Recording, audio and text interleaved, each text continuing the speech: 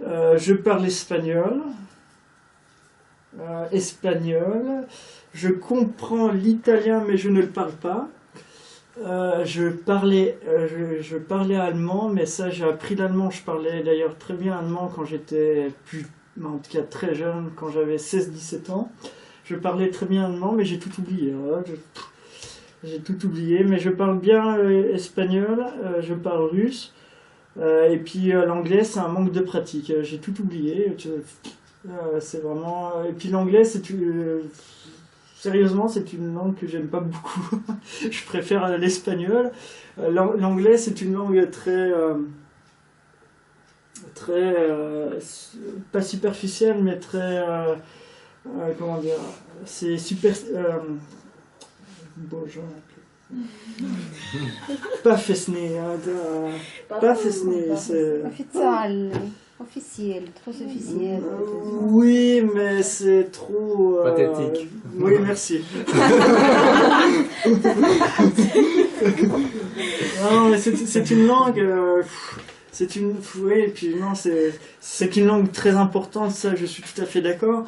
Mais c'est une langue non, j'aime pas beaucoup l'anglais. Et puis en France, parler anglais, c'est aussi... on est très nul en langue, comme l'Espagne, notre pays voisin. On est très très nul en langue. Et c'est vrai que parler anglais, par exemple, en France, c'est quasiment inutile. Il faut oublier ça, il faut parler français. Et si vous arrivez en France et vous parlez anglais, c'est très dur de trouver des personnes qui parlent anglais. Mais autrement, vous pouvez parler espagnol dans le sud de la France,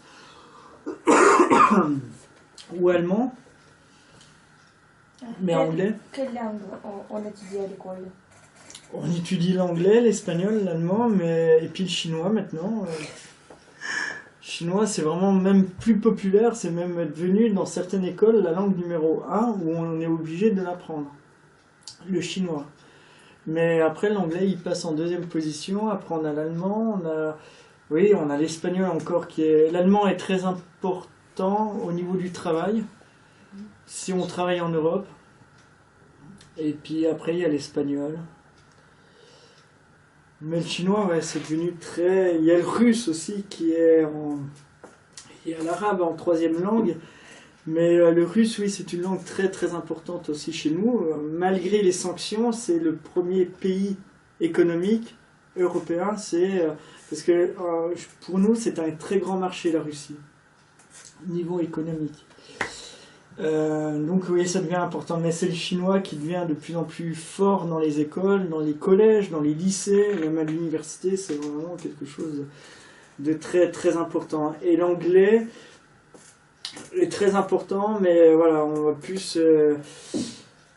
plus investir, les écoles investissent sur le chinois. Voilà. Mais chez vous, à l'école, apprendre deux langues. Hein? À l'école, vous apprenez deux langues. Ça dépend des écoles. On a 2 langues ou on a 3 langues. Ça dépend des écoles. Il y a des écoles qui autorisent 3 langues.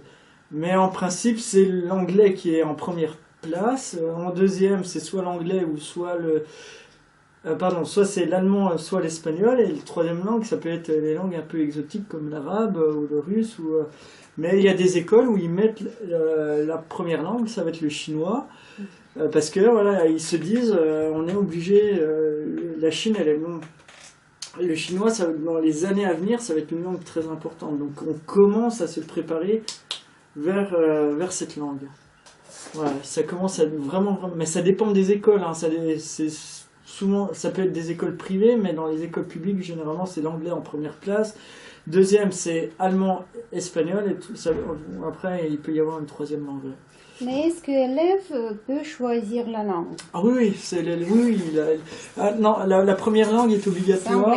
C'est l'anglais dans on va dire 80% des cas. La deuxième langue, il a le choix entre l'allemand et l'espagnol. Et la troisième aussi. Et l'élève choisit. Oui, on propose les 2 langues et c'est l'élève qui choisit. Parce que chez vous, c'est qui? C'est les parents qui décident? C'est les parents qui... Ah, tu vas apprendre allemand?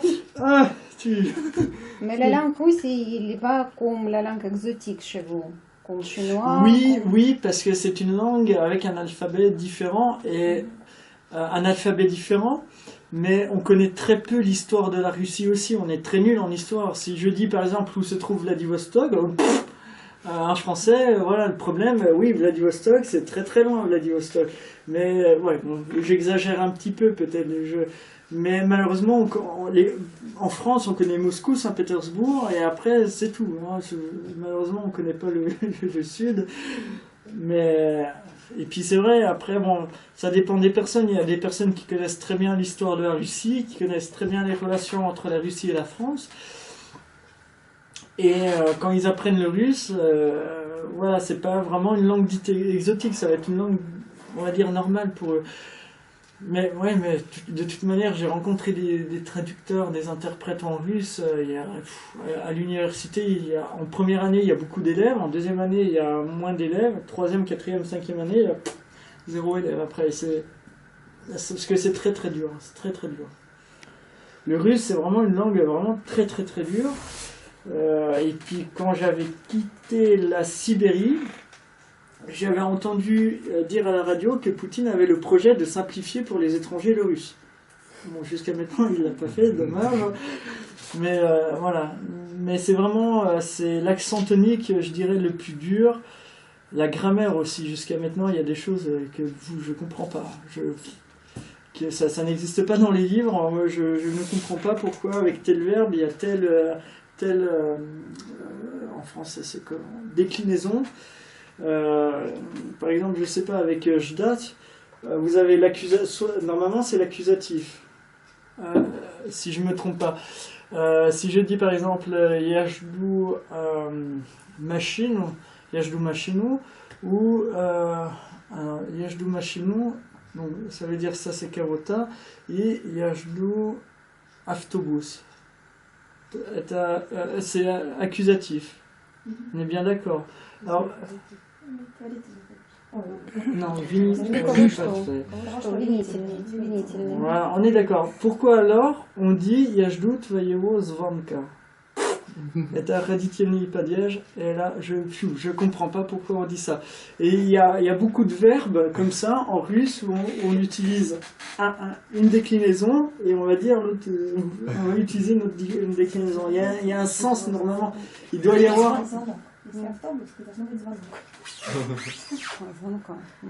Ce sont tous ces verbes que les enfants russes utilisent pas correctement.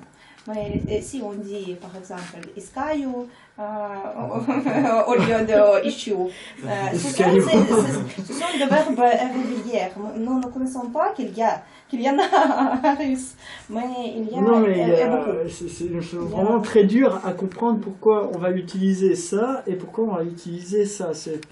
Chez nous, notre grammaire elle est très difficile aussi en français, mais au moins c'est très concret. On sait ce que nous devons utiliser. Et chez vous, la grammaire est difficile aussi avec Padieж, mais c'est... Non.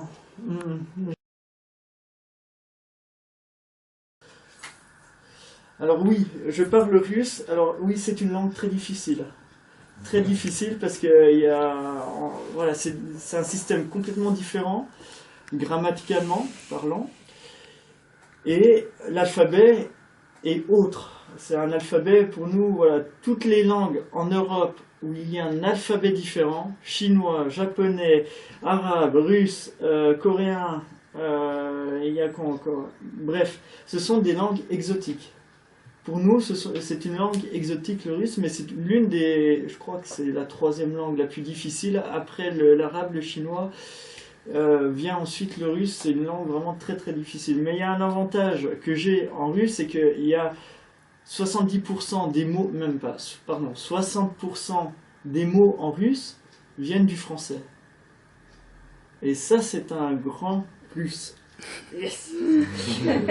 Ça, c'est génial. Mais j'aime beaucoup la Russie. Je connais bien votre culture, parce que j'ai vécu comme un Sibérien. Vraiment comme eux, j'ai vécu dans un Abshaga. Ça a été très difficile parce que on n'avait pas en Sibérie, à l'époque, puisque ça fait en 2000, je suis arrivé en 2008 et je suis resté 2 ans, il n'y avait pas des fenêtres européennes comme nous. Il fallait mettre le petit papier journal, comme ça a été vraiment très difficile. Il fait très froid. Mais le problème, comparé à Krasnodar par exemple, c'est là-bas les gens sont beaucoup plus froids. C'est-à-dire que les Sibériens, ce sont des gens très adorables, très gentils, mais j'ai mis beaucoup de temps à trouver des amis. J'ai mis 6 mois, voire 1 an pour trouver des amis. C'est très très dur, parce qu'il fait très froid, tout le monde reste à la maison, et voilà. Mais la Sibérie, c'est vraiment quelque chose que je connais par cœur, parce que bon, la mentalité elle est différente ici, les gens sourient, on passe directement au tutoiement. Là-bas, en Sibérie, on est toujours, on vous voit un petit peu, mais on met du temps à tutoyer les gens. Même si on est jeune, on met du temps. Et puis aussi, la Sibérie, il y a une autre mentalité parce que c'est très industrialisé, pardon. C'est une mentalité, voilà, assez dure quand même. Mais après, quand on commence à connaître les gens, quand on commence vraiment à les connaître, là, ils s'ouvrent et c'est vraiment ce sont des gens vraiment très, très généreux. On peut compter sur eux et voilà. Mais c'est vrai que la première fois que je suis arrivé en Sibérie, je souriais toujours. Et on m'a dit, mais pourquoi tu souris? Bah, je dis, Je suis français. oui, parce que je suis étranger et voilà, pourquoi tu souris? Alors après, j'ai arrêté de sourire, tu vois. Voilà. Mais après, il y a des endroits, si personne ne connaît la Sibérie, je conseille, c'est le lac Baïkal. Baïkal, c'est un lac qui vaut le coup. Je le connais par cœur, ce lac. Il fait la superficie de la Belgique. C'est un lac énorme. Et la largeur fait 35 km. Et la longueur, je ne m'en rappelle plus, c'est aux alentours, je crois, aux alentours de 100 km de long. Et le point le plus profond, c'est 1600 mètres. 1300 mètres, le point le plus profond. Et il y a 25 îles, et l'île principale c'est Alhom, et là il y a les Bouriates qui vivent sur cette île. Donc voilà, je l'ai vu, je me suis baigné dedans. Donc voilà, non, ça vaut le coup. Il y a beaucoup, il y a des steppes, beaucoup de steppes. J'ai pris le transsibérien, ça c'est bien, je suis allé en place-carte avec le transsibérien, c'est génial. J'ai beaucoup aimé. Il faisait très chaud et il y avait les soldats, qui chantaient. Et c'était génial. Le transsibérien, c'était super. J'ai beaucoup aimé. J'ai fait Kemerovo-Irkoutsk, 35 heures de train. C'était très long. Très très très très long. 35 heures de train. Mais voilà. Et puis qu'est-ce que j'ai fait aussi en Sibérie? La Sibérie, la deuxième année, je me suis baigné dans l'eau froide, donc à Krichin, le 19 janvier. Je me suis baigné avec les Sibériens dans le trou glacé. Ça c'est aussi génial, j'adore. Dès que j'ai l'occasion, je le fais.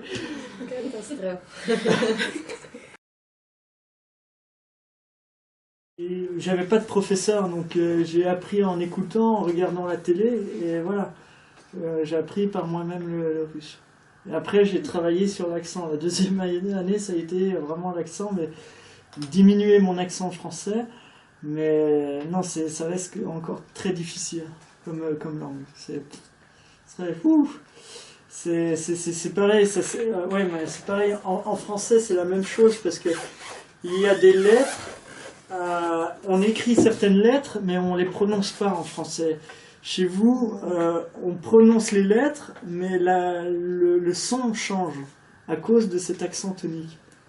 Vous comprenez? Ouais. Ça, c'est aussi folklorique. Ouais. Quelles sont les différences entre la vie en France et la vie en Russie? Les marchoutka, par exemple, ça c'est une grosse différence. C'est clair qu'il y a une grande différence de mentalité.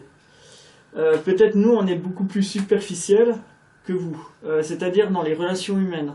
C'est-à-dire on sourit souvent, mais c'est automatique chez nous. Mais chez vous, par exemple en Sibérie, on me disait, quand nous, les Sibériens, on sourit, ça vient du cœur et ça vient de l'âme. Nous, ça devient automatique. Mais on est très individualiste. Ouais, c'est assez différent. Par exemple, quand j'ai un problème, il n'y a que moi qui peux le décider. Quand par exemple j'avais des problèmes en Sibérie, tout le monde m'aidait. Les uns les autres m'aidaient quand j'avais un problème et ça c'était super. Mais après, oui, après ça dépend. Hein, la vie en France, bien sûr. Je dirais, je sais que c'est un stéréotype que vous avez tous sur la France, c'est la galanterie. Je trouve qu'il y a plus de valeurs morales ici en Russie que chez nous en France. Des valeurs morales, c'est-à-dire par rapport aux enfants, et puis par rapport aux relations. Et la galanterie, malheureusement, ça n'existe plus chez nous. Quand je vois par exemple les hommes ici en Russie qui tiennent le manteau des femmes, qui mettent le manteau des femmes, etc., il y a une certaine galanterie ici qui est encore préservée. Chez nous, malheureusement, ça se fait un peu moins parce que l'une des différences, c'est le féminisme. C'est-à-dire que nous, chez nous, les Françaises aiment bien montrer aux hommes qu'elles sont capables de faire ça, ça, ça, ça toutes seules. Voilà, par exemple comme les sacs. Bon, on peut quand c'est vraiment très lourd, on les aide. Mais en principe, quand on demande si on peut les aider, bien sûr, voilà, on se fait crier dessus. On dit non, non, non. J'ai beaucoup d'amis russes, par exemple, qui sont arrivés. Par exemple, il y avait Yulia qui était arrivée à Paris. Elle était choquée parce qu'à un moment, elle avait un gros bagage. Personne ne l'aidait. Voilà, personne ne l'aidait. Et c'est ce que je dis à chaque fois, ce sont des valeurs morales. Chez vous, c'est conservé. Chez nous, malheureusement, il y a cette influence américaine aussi qui vient. Mais voilà, je dirais plus, il y a beaucoup plus de valeurs morales. Par exemple, dans les bus, ici, dans les trams, par exemple, les jeunes laissent la place au grand-père, aux grand-mères, ce qui est très logique. Chez nous, c'est un peu moins, quoi. Voilà, il faut juste ça. Voilà, ça c'est une des grosses différences. Et puis après, bien sûr, il y a d'autres. Après, par exemple, il y a aussi cette différence avec la politesse. Chez nous, c'est vrai qu'on est très poli. On rentre dans un magasin, on va dire bonjour à tout le monde. On va dire bonjour, bonjour, bonjour, bonjour. Ici, si je me trompe pas, mais ça c'est en Sibérie, ça on me l'avait dit une fois. Quand on dit bonjour, bonjour, bonjour, bonjour, ça peut être un signe de faiblesse, considéré dans votre mentalité. Après, je sais pas si c'est vrai ou pas, mais c'est vrai. À chaque fois que je rentre dans un magasin, j'aime bien dire bonjour à tout le monde. Voilà. Mais après, la différence entre la vie, après c'est à peu près la même chose. Hein. On a des trams, on a des bus, c'est vrai que c'est beaucoup plus confortable chez nous que chez vous. Mais après, ça dépend. Une différence que je trouve entre la Russie et la France, c'est que, par exemple, vous sortez souvent, vous aimez bien vous balader. Bon, moi j'habite dans un village, bon, dans les grandes villes aussi, ils aiment bien se balader. Mais par exemple, vous aimez bien, même dans les grandes villes, par exemple j'étais à Moscou, tout le monde sort, tout le monde se balade, etc. Nous, on va rester plus à la maison, en tout cas dans les villages. Dans les petites villes, on va rester à la maison parce que il n'y a pas grand chose à faire. Et ce que j'adore, c'est les dachas. Chez nous, ça n'existe pas, les dachas, malheureusement. Alors, les chachliki, dacha, ça, c'est génial. Ça, c'est un aspect de votre mentalité que j'adore. Parce que tout le monde se réunit autour des chachliki et on parle. Ah, c'est génial. Ça, j'adore. Chez nous, ça n'existe pas. Un barbecue, mais voilà, ça c'est nos chachliki, des petits bouts de viande et on fait le barbecue. Voilà, non mais c'est vraiment bien. Nous malheureusement on n'a pas de dacha, hein. Ça n'existe pas les dachas. Comme je l'ai dit, c'est une ville qui est différente des autres villes. Si je me trompe pas avec l'histoire de Krasnodar, c'est une ville qui n'a pas été beaucoup détruite pendant les 2 guerres mondiales. C'est pour ça que, au fait, c'est comme un village, il y a plein de petites maisons, et autour, il y a la ville qui s'est dessinée. Et ça, c'est très atypique. J'adore vos petites maisons là, c'est très bien.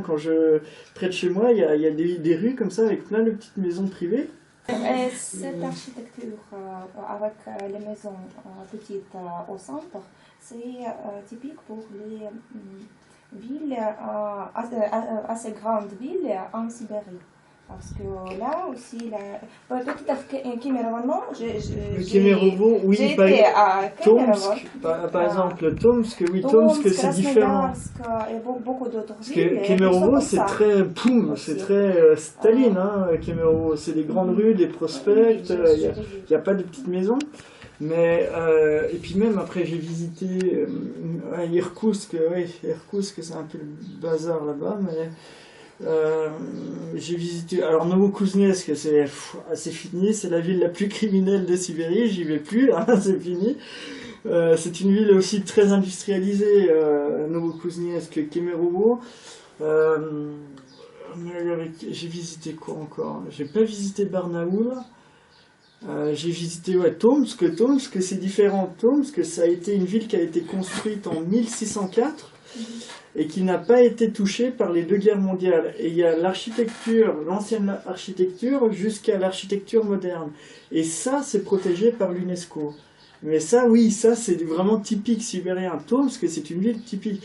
Mais par exemple, Kemerovo, où c'est très industriel, les prospects, tout, c'est prospect Lémina là, prospect là, voilà, c'est poum, poum, poum, c'est très...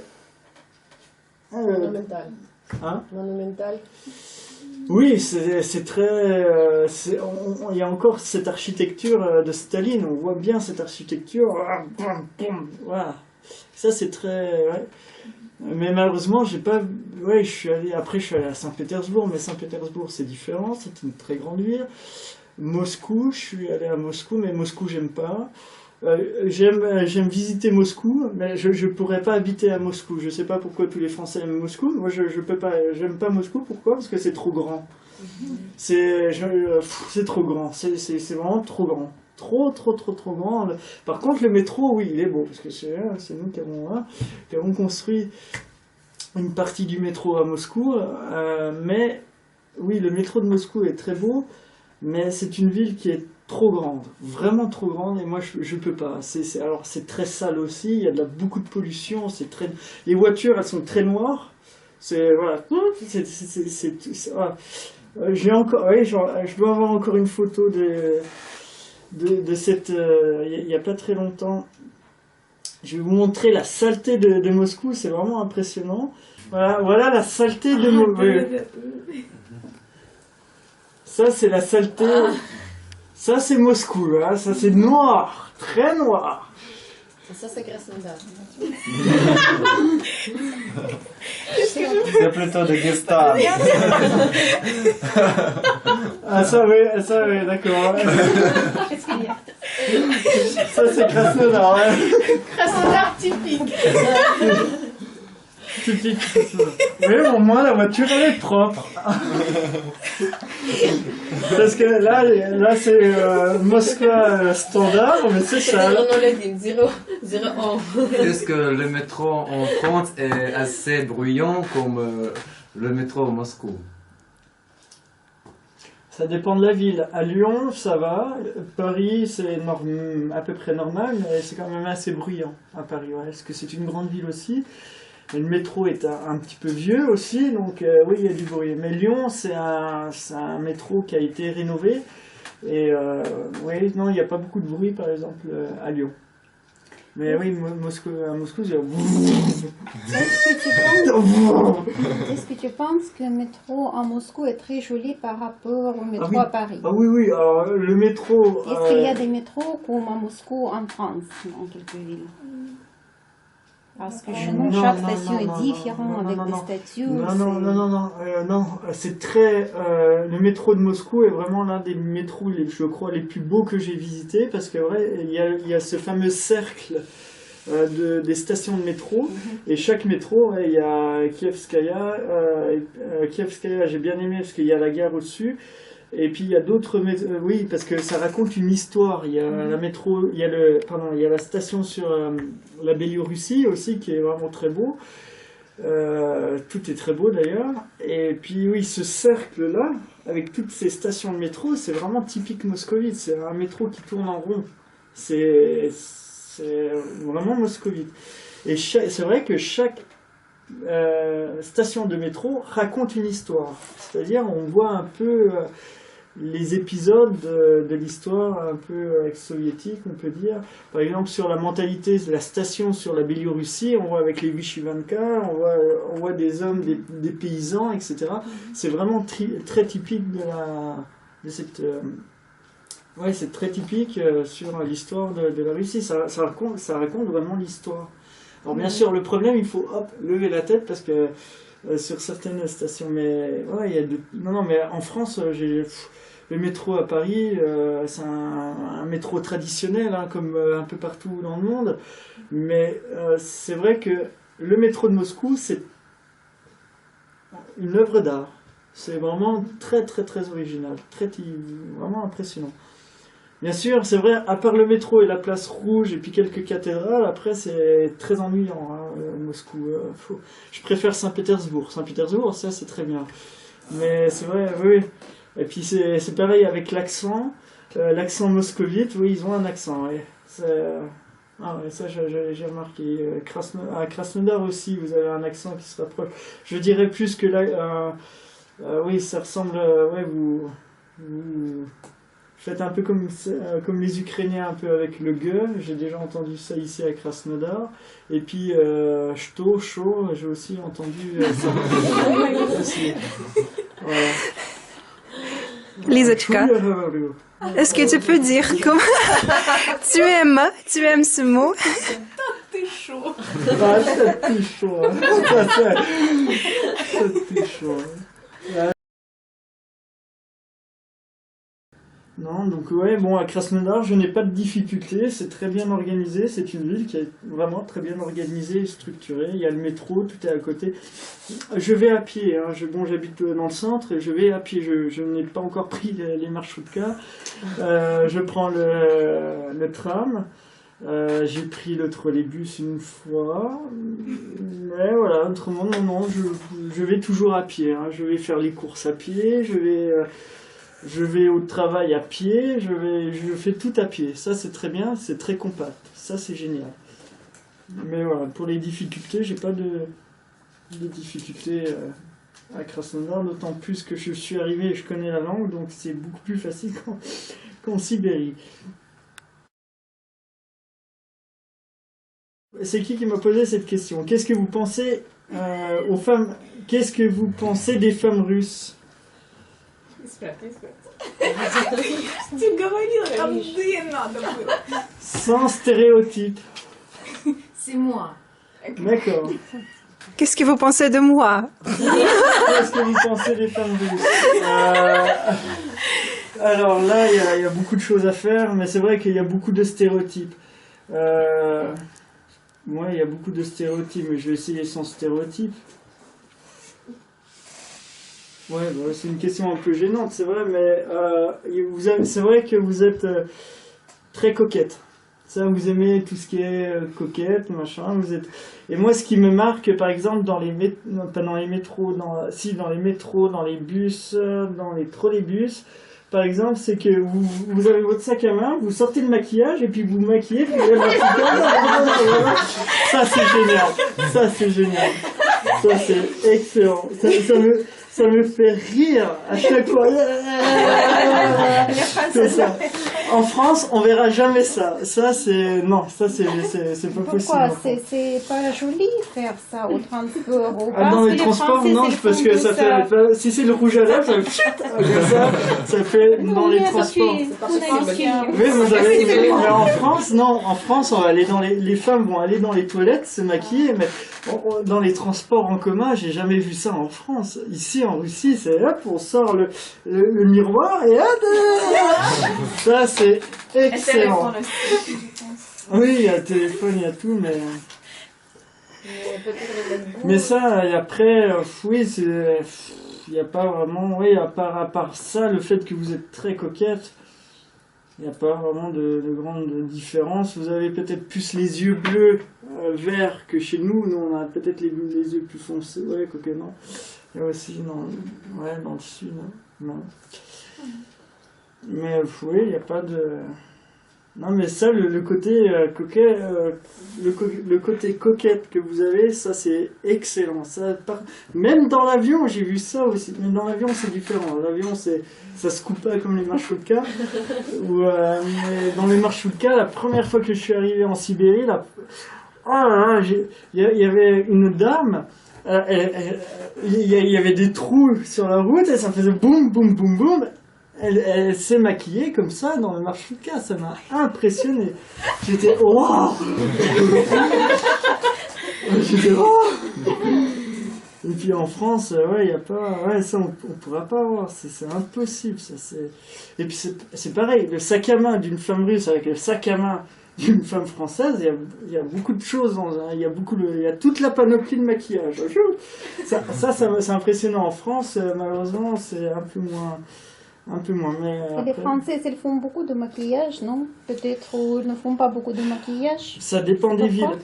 Mais je dirais qu'elles font... c'est du maquillage beaucoup plus léger que, par exemple, ici en Russie, j'ai vu, par exemple, des femmes qui sont oranges. C'est impressionnant parce que ça fait... Pour moi, c'est un choc. C'est un choc parce que la dose de maquillage sur la peau, c'est même très... Ça peut être très nocif pour la peau. Mais je dirais... Non, chez nous, on n'a pas vraiment ça. Parce que trop de maquillage, chez nous, c'est considéré comme vulgaire. C'est pour ça que, généralement, on met un maquillage très léger. Les femmes se mettent un maquillage très léger. Mais après, ça... Ouais. Par contre, il y a un truc que j'adore, c'est les manicures aussi chez vous, parce que dans les centres commerciaux, on peut faire des manicures directement sur place. Ça n'existe pas chez nous. J'ai jamais vu ça. Peut-être à Paris, oui. Peut-être à Lyon, oui. Mais j'ai jamais vu ça. Hein. J'ai vu des manicures comme ça directement dans un centre commercial. C'est trop personnel, c'est trop... Voilà, chez nous, elles aiment aller dans un salon de beauté, et là, voilà. Mais quand il y a tout le monde qui regarde, la manicure, ça peut être choquant pour nous. Moi, j'ai jamais vu ça. Chez vous, oui, il y a ça partout. Nous, personne ne regarde pas. Ouais, moi, je suis le seul à regarder. Moi, je suis... Geoffrey, est-ce que les Français, ils font les ongles très longs avec beaucoup de dessins, comme chez nous, c'est très à la mode? Les dessins, oui, mais très longs. Avant, c'était la mode. Maintenant, c'est pratiquement plus la mode. Mais long, ça dépend. Juste peut-être un tout petit peu plus long. Mais oui, il y a des dessins. On fait beaucoup. Elles aiment bien faire les dessins aussi chez nous. Les petites fleurs, les petites roses, tout ça, ouais, elles aiment beaucoup. Mais long, ça dépend. Autrement, c'est des manicures normales, sans dessin. Mais c'est très à la mode, hein, le dessin. Les petits dessins sur les ongles, c'est très à la mode, ce type de manicure. Le sarrasin. Tu Chez sais, nous, on mange farine. beaucoup.